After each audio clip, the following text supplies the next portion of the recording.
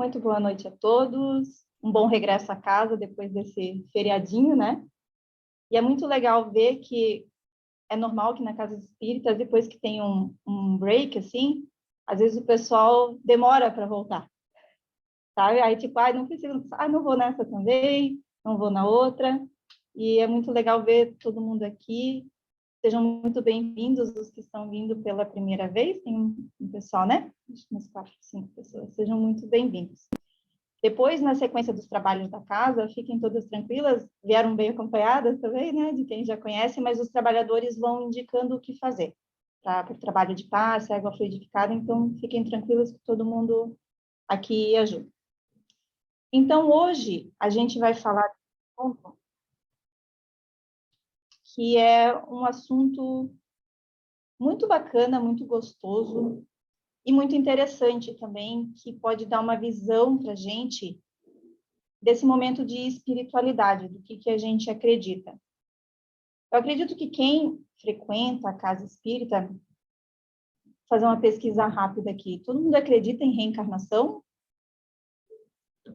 Estamos tranquilos que a gente hoje está aqui, hoje estamos esse corpo, né? Hoje estamos fulano de tal.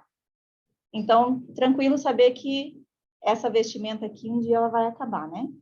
Então, não queremos aí ferir os sentimentos de ninguém, mas eu acredito que nenhum de nós conhece ninguém eterno, imortal. A gente não conhece, né? Então, o capítulo 3, ele é um capítulo, se você for ver o Evangelho segundo o Espiritismo, ele é um capítulo muito curtinho.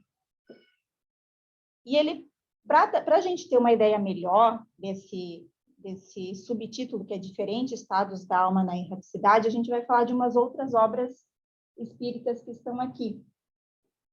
Para a gente fazer uma definição rápida e simples, que é erraticidade, parece um nome tão diferente, erraticidade nada mais é o momento que a gente deixa esse corpo e vai para o outro mundo, para as outras moradas da casa de meu pai, e que é o momento que a gente não está mais encarnado.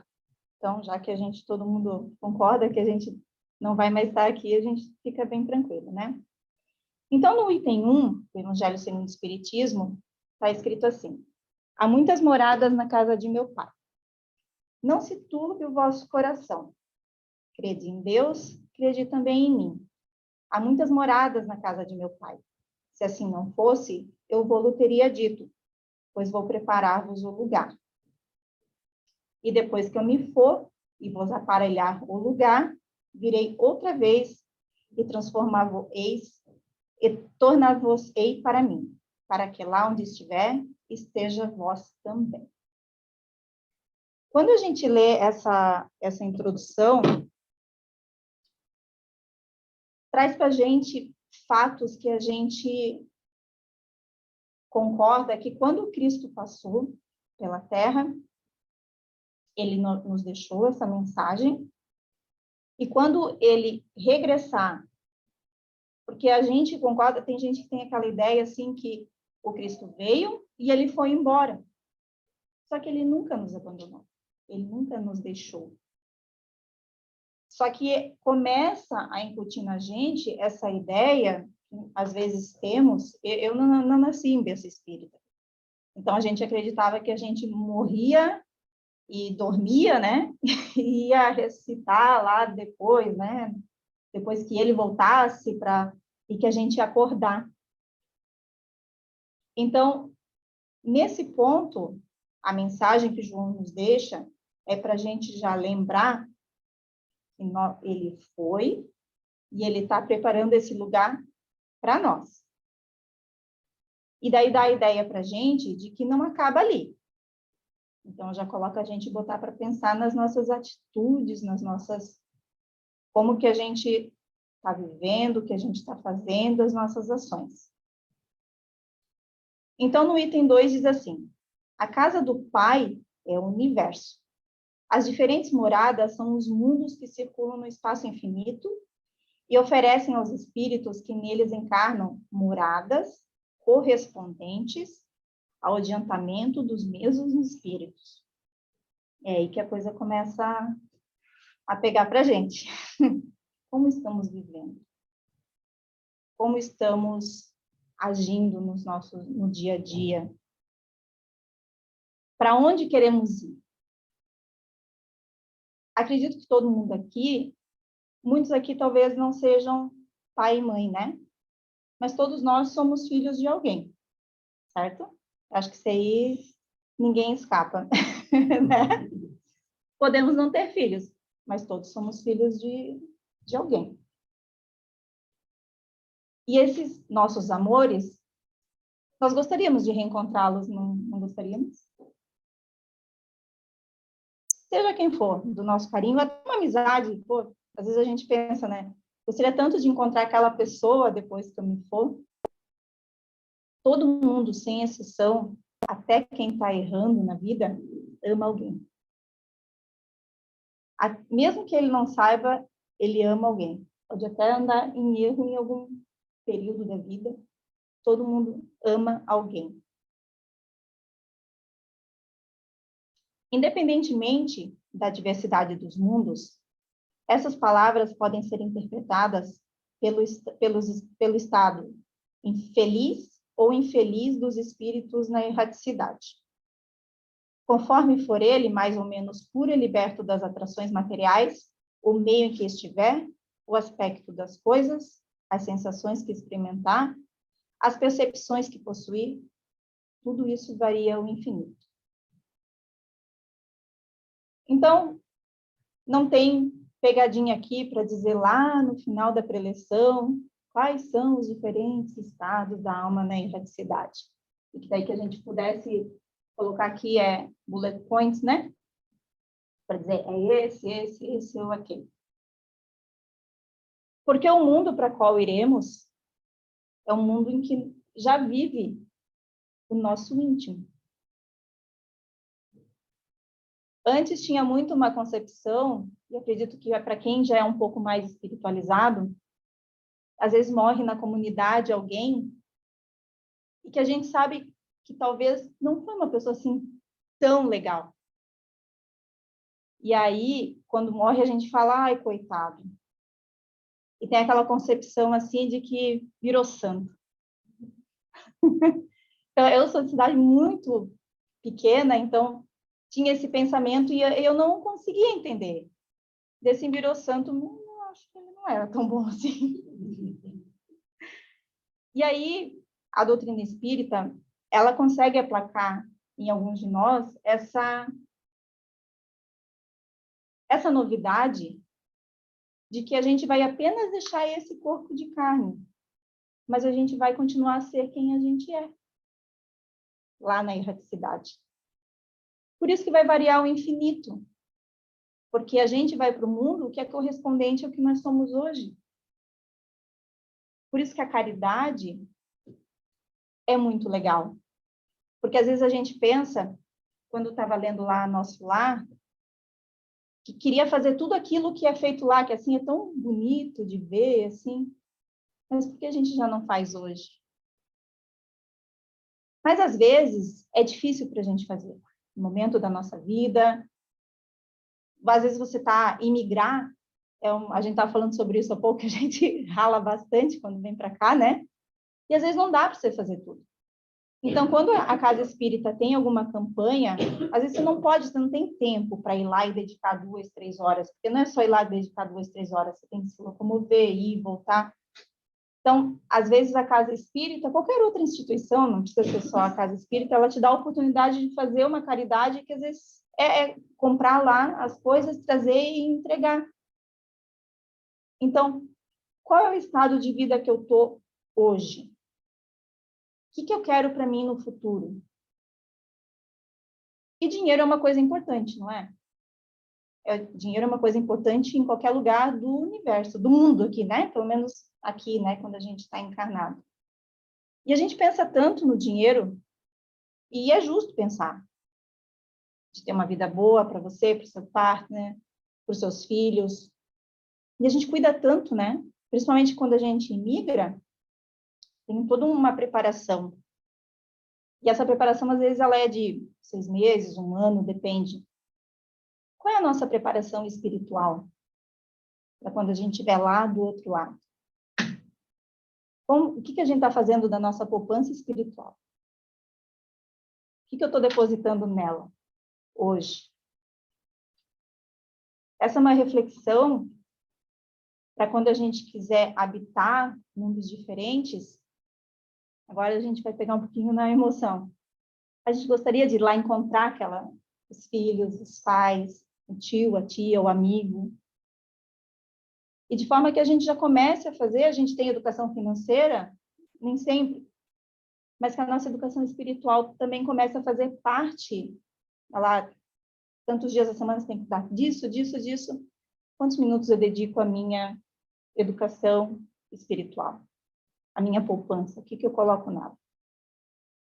Então, como esse capítulo é realmente muito curtinho, e para a gente poder falar, trazer alguns exemplos.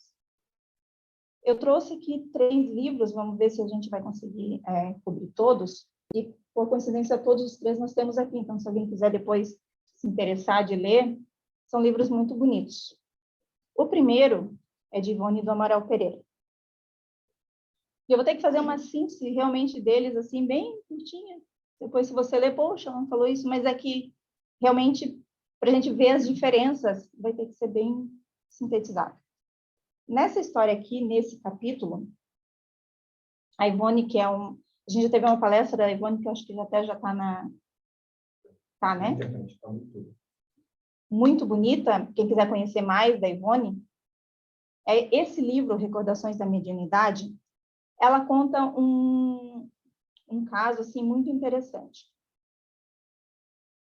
Ela é chamada para auxiliar um primo dela que está doente, está muito doente. E ela chama ele pelo nome de C, porque a essa época as pessoas estavam vivas, então não dava muito para expor. Ela morava em Minas, então ela foi para o Rio de Janeiro encontrar esse primo, o C. E ele estava realmente muito doente. Era físico e era realmente perceptível, tinha todos os exames, ele estava muito doente. Só que a Ivone, ela tinha a mediunidade de vidência, ela era uma médium excepcional. Então, quando ela chegou lá, constatada a doença dela, mas ela viu também que ele tinha 2 espíritos sofredores junto a esse primo dela. Então, passado um tempo, ela constatou que era um suicida e o outro é desse que a gente vai falar um pouquinho. Esse espírito que atendia pelo nome de Pedrinho, quando ela chegou na casa, era uma casa muito bonita, reformada e nova. Só que como ela tinha a vidência como mediunidade muito ostensiva, ela viu que a casa era um casebre, feio, velho, realmente muito, muito pobre.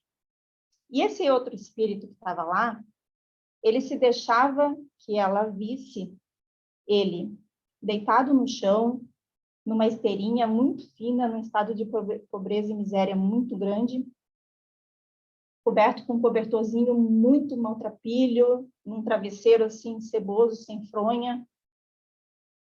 O estado dele era de extrema pobreza. Charles, que era o mentor dela, incube ela dessa missão, que segundo ela foi a missão mais difícil da vida dela. Que ela conversasse com ele até que ele mudasse esse pensamento. Por quê? As coisas que aconteceram com ele fizeram ele ficar preso naquela casa. E o que aconteceu com ele foi o seguinte: ele tinha uma fazendinha em casa, sabe? Criação de galinha, horta, ele tinha tudo dali. E dali ele plantava, cultivava e vendia. E, infelizmente, na vida do Pedrinho começou a tudo a se desandar. A esposa dele morreu, ele ficou muito doente, e tudo que ele fazia, porque cuidar de horta, bicho, tudo isso demanda bastante da gente, né? Então, ele ficou doente. A esposa morreu, ele ficou sozinho, ficou doente, e ele não tinha mais condição de se sustentar. Ele foi definhando, ele tinha a perna com elefantíase, e ele foi ficando cada vez definhando, cada vez mais, cada vez mais. E depois que ele desencarnou, ele continuou lá. Ele não conseguia sair de lá. Porque quanto mais ele ficava doente, mais necessidades ele tinha, as vizinhas ajudavam ele, porque ele não era uma pessoa ruim. Só que ele tinha uma mercearia na esquina, que era onde ele comprava as coisas para se sustentar. E ele sempre dizia, vou pagar, só que ele foi ficando cada vez mais doente. E um belo dia, que ele já estava realmente muito doente, esse dono da mercearia vem na casa dele e tira tudo que ele tem de dentro de casa. Tudo. E deixa ele só com aquilo que a gente já falou, uma esteirinha, um cobertor, porque ele estava muito doente. E sem possibilidades nenhuma. As vizinhas berraram, tentaram ajudar, mas não adiantou. Esse dono da mercearia levou tudo que ele tinha. E ele ficou na mais completa miséria, mais do que ele já estava, porque o homem falou assim, já que você vai morrer mesmo, eu vou pelo menos diminuir meu prejuízo. Triste, né? E depois disso, ele vai definhando cada vez mais, porque desgosto é uma coisa assim que impacta na gente, né? A tristeza, a miséria. E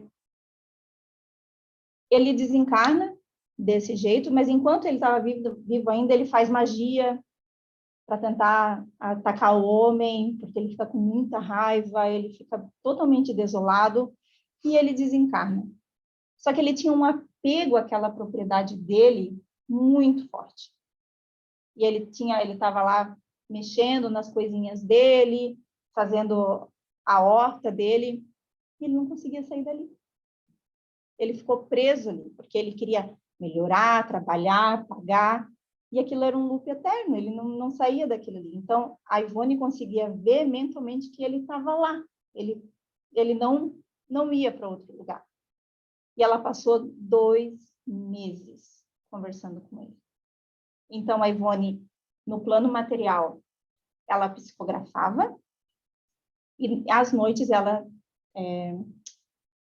em sono, né, ela ia para o plano espiritual para trabalhar com ele, para, de certa forma, doutrinar. E Deus é tão bom que o pedido não foi que, diz lá para ele que ele morreu e que ele tem que ir para outro lugar. Deus quis dar o tempo dele ainda. Conversar com ele, fazer ele entender, falar do Cristo para ele, que o Cristo perdoou, que o Cristo passou também por tantas coisas e ele também perdoou. E daí uma hora, é aquele momento que chega o arrependimento, porque ele já está tentando inclinar e ele fala para ela, mas eu já fiz tanta magia para ele, para atacar ele estava com vergonha até. E ela falou, o Cristo perdoa, o Cristo perdoou. Então, para fazer ele sair daquilo ali, ela falou, Pedrinho, vai, eu cuido das coisas aqui para ti, eu cuido da tortinha, mas tu precisa cuidar dessa tua doença, tu precisa se tratar, você precisa ir para o hospital. Mas levou 2 meses de fala, de amor e de doutrinação falando do Cristo, para que ele pudesse mudar o mental dele, para sair de lá. Porque esses 2 espíritos que estavam lá, e o Pedrinho era um deles, colaboravam para a doença do filho dela. Eles não queriam sair de lá. Então, é para a gente ver como que a gente trata a nossa vida, se vale tanto a pena, assim, ficar nesse pensamento, né? Esse segundo livro, Entre a Terra e o Céu, ele está falando de um momento de prece, de oração. É André Luiz, mais uma vez, com Clarência. Não sei se todo mundo aqui já leu o Nosso Lar. E eles estão falando de oração. O bem que faz a oração, como que se usa. E eu vou dar um contexto aqui também bem rápido. Eles estavam assistindo uma família, eles estão lá no templo... Esqueci o nome. Eles estão lá, é uma colônia espiritual também, como se fosse o Nosso Lar. E chega uma pessoa e fala assim, tem uma menina que viveu aqui nessa colônia, que está encarnada, e ela está fazendo orações muito fervorosas, só que as orações não estão surtindo efeitos, porque elas são orações refratadas. E aí eles lá ficam curiosos, né? Porque o que é oração refratária, né? Porque a gente pensa que ora joga para cima, né? Só que tem um contexto que essa menina ela tem 15 anos na Terra. E ela tem o pai e a mãe, ela e o irmão. A mãe desencarnou há alguns anos. E a mãe, muito ciumenta, não queria largar a família, ela estava sempre em volta na casa. Por quê? Porque o pai casou de novo. Então, o pai casou de novo e a mulher, a esposa desencarnada, ela continuava andando na casa. Ela não aceitava. Ela não aceitava que ele já tivesse outra esposa, que a vida tivesse continuado. E a filha, ingenuamente, ela orava para a mãe. Só que a mãe era o obsessor da casa. Então, não tem como a oração chegar e se fazer acontecer, porque, infelizmente, a mãe, naquele momento, não estava em condições de ajudar. Então, essa é uma oração refratada. Ela vai onde é para chegar, só que, na impossibilidade de atender, ela vai para outro lugar para ser atendida. E como agravante, a mãe se tornou tão obsessora do lar, na nova esposa, que a nova esposa, ela colaborou, ela não foi a que executou, na morte do irmão dela, que tinha 6 aninhos de idade. Ela deixou o menino sem supervisão na praia. Essa nova esposa, ela tinha ciúme do menino com o pai. Só que ela era obsediada pela mãe, que tinha raiva dela. E ela também não conseguia tomar as melhores decisões. Então, num episódio muito triste na família, principalmente para o marido, que já tinha suas questões também, o menininho de 6 anos também morre. Então, a família fica muito desestruturada. A menina, ela fica muito sozinha. Sem a mãe, sem o irmão, com o pai naquela situação difícil, com uma madrasta que ela também não... Ela tinha um bom relacionamento, mas ela não podia contar com ela. Então, esse é um exemplo para a gente ver para quem a gente ora. Porque por mais que a gente ame as pessoas que perto da gente que desencarnaram, nem sempre a gente sabe a condição íntima que essas pessoas desencarnaram. Para não acreditar naquele, morreu é santo. Porque eu gostaria que vocês sondassem o sentimento de vocês, e acho que isso não é incomum. Todo mundo aqui é 20 mais já, né? 20, 30 anos, assim.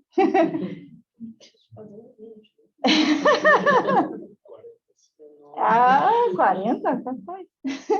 Todos nós, se não passou, que bom. Mas todos nós passamos por alguma situação em que você se vê, assim, que você reage de uma forma que você pensa, nem eu sabia nem eu me conheço tão bem diante de uma situação mais desafiadora. A gente nunca tem 100% de certeza. Você sabe que a pessoa é boa, mas ela não queria desencarnar. A gente não sabe se a pessoa desencarnou de uma maneira tranquila. Então, pelo menos o mais tranquilo, o mais seguro seria a gente orar direto para Deus, para Cristo, para Maria, para o seu benfeitor, para o seu mentor, para a gente ficar mais, não correr o risco de sem querer, e aí não tem julgamento nenhum, gente, não tem julgamento. É a condição que ela estava, ela desencarnou, não queria desencarnar, eles eram jovens, razoavelmente jovens, a menina tinha 15 anos, mas eles eram razoavelmente jovens, e ela ainda apaixonada pelo marido, né? Ninguém quer, né? É difícil mesmo. E nesse último exemplo, que é o Céu e o Inferno, de Allan Kardec, a gente vai falar desse exemplo de um espírito que era um espírito bom. A gente dá uma refrescada aqui. Ele era um espírito bom. Ele era um homem conhecedor da espiritualidade, ele trabalhava em centro espírita, mas não é esse o ponto. Ele era um homem que ele tinha com ele tranquilo que um dia ele ia desencarnar. E quando ele relata o momento da desencarnação dele, o nome dele é Sixmides. É um nome bem complexo. Deixa eu ver aqui. Sixdemirs. Ele relata a desencarnação dele de uma forma completamente diferente. Ele fala que o momento da desencarnação dele, eu vou até ler, porque mesmo que a gente tente colocar, não reflete a mesma palavra. Ele fala assim: o meu despertar foi muito feliz. A vida é um desses sonhos que, apesar da ideia grosseira que se liga a esse nome, não posso qualificar senão de pesadelo horrível. Sonho de que estás encerrado em um calabouço infecto, que teu corpo, roído pelos vermes que se introduzem até a medula dos ossos, está suspenso sobre uma fornalha ardente, que a boca ressecada não encontra mesmo o ar para refrescá-la, e que o teu espírito tomado de horror não vê ao teu redor senão monstros prestes a te devorar. Imaginai, enfim, que tudo o que é fantástico do sonho pode reproduzir de mais hediondo, de mais horrível, e de repente te encontras transportado para um Éden delicioso. Dá para acreditar nele? Quem quer desencarnar agora? Quem quer? Ninguém quer.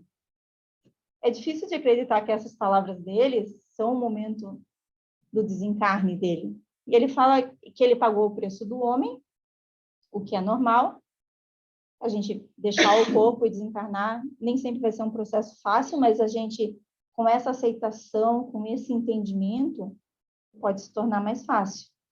Pelo menos o que a gente quer dizer com esses exemplos é para a gente incutir e cuidar dessa poupança espiritual nossa.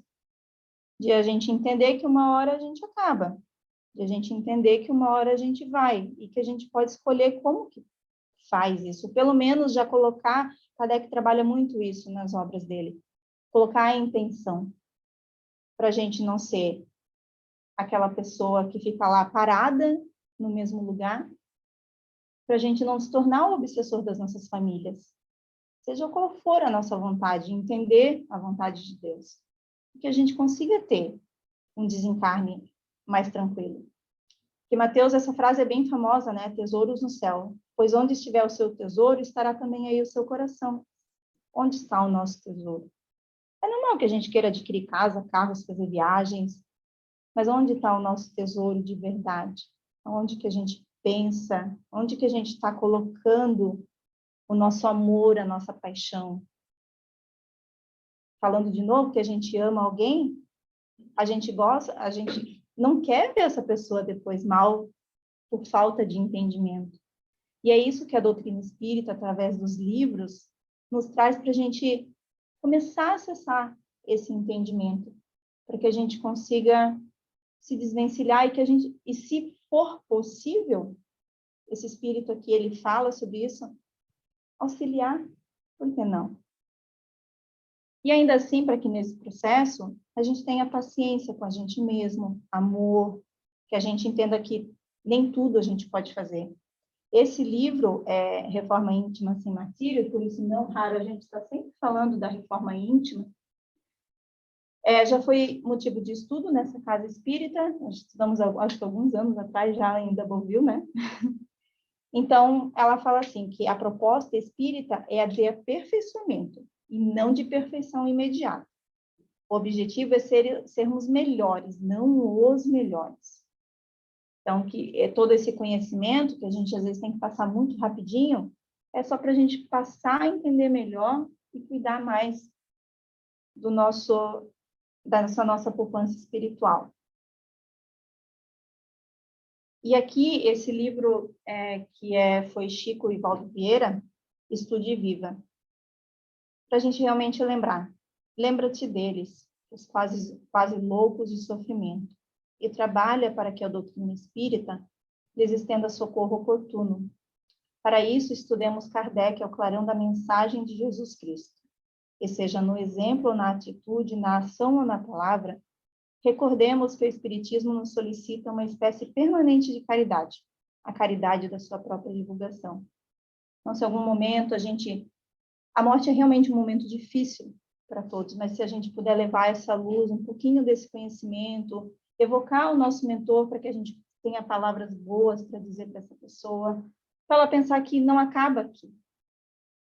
Acho que esse que é o principal, né? Porque a gente se agarra tanto ao que a gente possa tocar, para que a gente não pense dessa forma. Se a gente realmente está se interessando em ser um pouco mais espiritualizados, que a gente comece por um trabalho devagar, com paciência, com amor, não ser os melhores, mas ser um pouco melhor, que a gente consiga levar e fazer esse download nas nossas mentes, para a gente ir trabalhando, sermos seres humanos melhores. E se Deus quiser, se algum dia, se alguém me ver do lado de lá, me acode, por favor, não sei qual vai ser a situação, e que nós possamos nos auxiliar.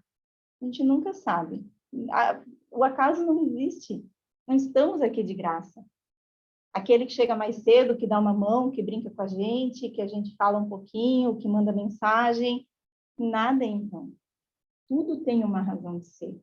Que a gente possa confiar mais em Deus, que a gente possa confiar mais nas mensagens do Cristo, que a gente comece a nossa poupança espiritual a partir de já. Precisamos ser aquela mudança para ontem, mas de pingado, serve.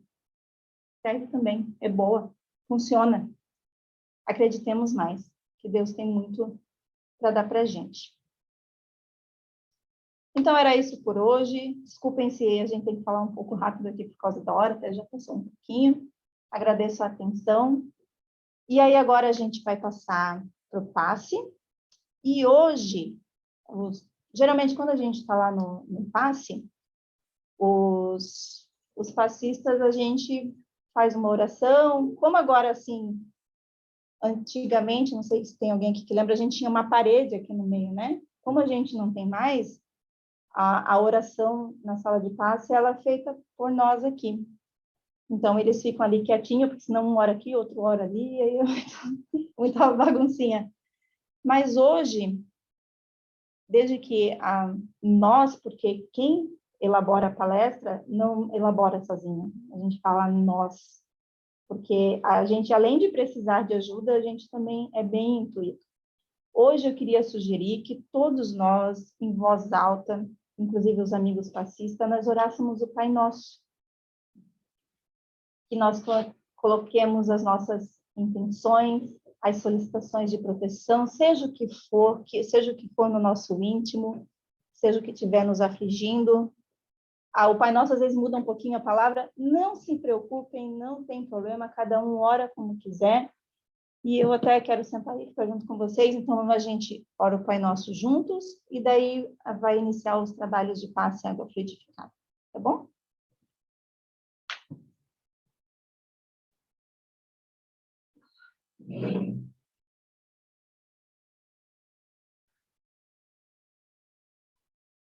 Pai Nosso, que estais no céu, santificado seja o vosso nome. Venha a nós o vosso reino. Seja feita a vossa vontade, assim na terra como no céu. O pão nosso de cada dia nos dai hoje. Perdoai as nossas ofensas, assim como nós perdoamos a quem nos tem ofendido. E não nos deixeis cair em tentação, mas livrai-nos do mal.